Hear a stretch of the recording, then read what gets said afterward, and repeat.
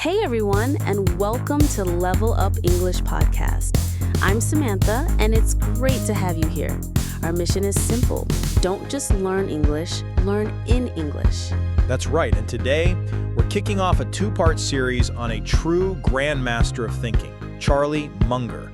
We're diving deep into the core wisdom of the book Poor Charlie's Almanac, and our goal isn't just to tell you what he thinks, but to help you learn how he thinks. Exactly.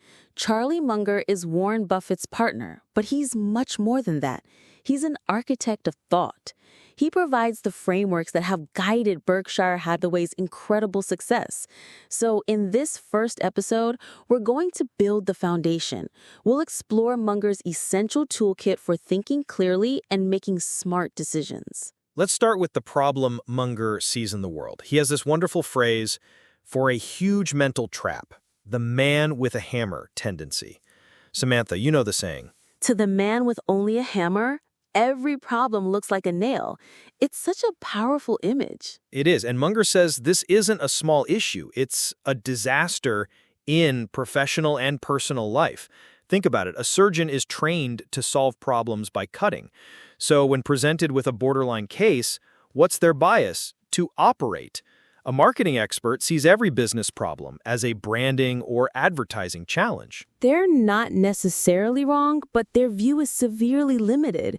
They're trying to solve a complex puzzle with only one type of piece, and you can't see the whole picture that way. You absolutely can't. This is the root of so many bad decisions. So what's the solution?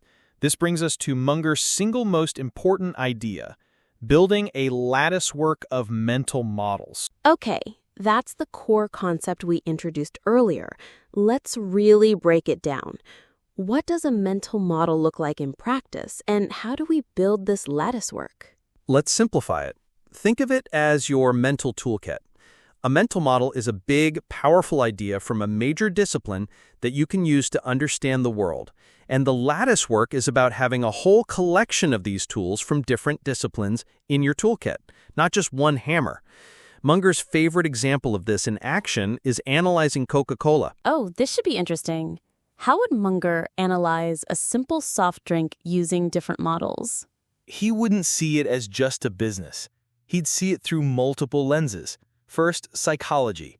He sees the power of classical conditioning, the jingle, the logo, the association with happiness and good times. It's a massive psychological effect. Every time you see that red can, your brain gets a little hit of dopamine. Second, physics and chemistry. He'd think about the thermodynamics. You need a simple, replicable chemical formula and a way to add carbonated water. The process has to be easy to scale. Third, engineering and logistics. How do you get this syrup and water mixture to every corner of the planet efficiently? This is a massive puzzle of supply chains and distribution networks. So he's already combined psychology, science, and engineering. Most business analysts would stop at the numbers. And that's why he's better. He also adds social psychology. The power of a global brand creates social proof. When you see Coke everywhere, you assume it's good, and you want to be a part of it. He's using at least 4 or 5 different models from different fields just to understand one company. That's the lattice work. That makes it so much clearer. It's not about being an expert in everything, but about knowing the big foundational ideas from many fields and using them together. Okay, so we have our toolkit.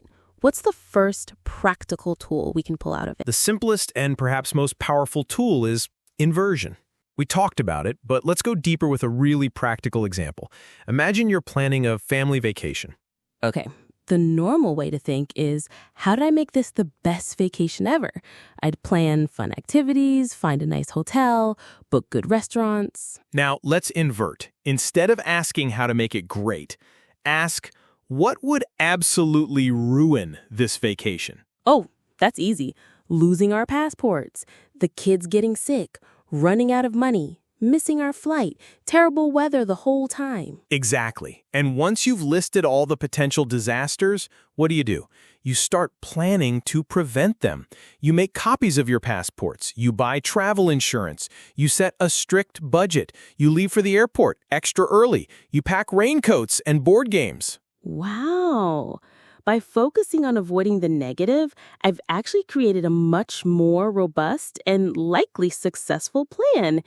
It's a much more practical way to think. It's a game changer. In life and investing, Munger says it's often more important to avoid stupidity than to seek brilliance. So the takeaway for our listeners is this. Next time you face a big decision, a new project, or even a personal goal, take 5 minutes. Invert the problem. Ask yourself, how could I completely mess this up? And then work to avoid those pitfalls. That's a fantastic, actionable piece of advice. What's the next tool in our Munger toolkit? This one is about humility. It's the idea of the Circle of Competence. I like to call it the superpower of saying, I don't know. In today's world, that really does feel like a superpower. Everyone feels pressure to have an opinion on everything. Cryptocurrency, artificial intelligence, politics. And that's where the biggest mistakes are made. Munger says the size of your circle of competence is not the most important thing. What's critical is knowing the perimeter. You have to be brutally honest about where your knowledge ends and your ignorance begins. So it's okay to have a small circle as long as you know you're in it. It's more than okay. It's your greatest strength. Munger and Buffett became billionaires by saying no to almost everything. For years, they passed on technology companies like Google and Amazon. It wasn't because they thought they were bad businesses. It was because they said, honestly, we don't understand their competitive advantage. It's outside our circle. So they passed. They waited for a business they did understand, like insurance or railways. It's about avoiding the big mistakes. You don't have to catch every opportunity. You just have to avoid the major errors. And you do that by not pretending to be an expert where you're not. That's it. So for our listeners, the challenge is to define your own circle. What topics, industries, or skills do you truly understand deeply? And be honest about everything else.